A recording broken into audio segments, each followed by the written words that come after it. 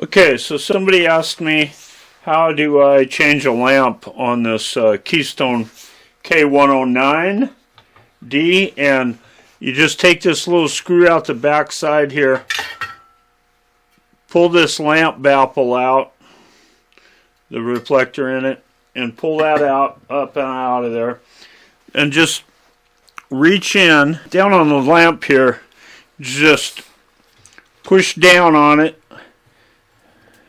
It's spring loaded. Push down on it, turn it counterclockwise, and it'll come right out.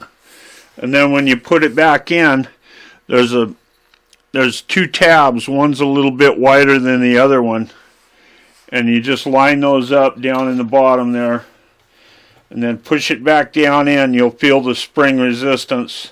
And then turn it clockwise, and it'll snap into place. And that's all there is to it. Then just put your lamp housing back around the explosion baffle, and then just put this back on, screw it up, and you're good to go. That's all there is to it. Thanks for watching.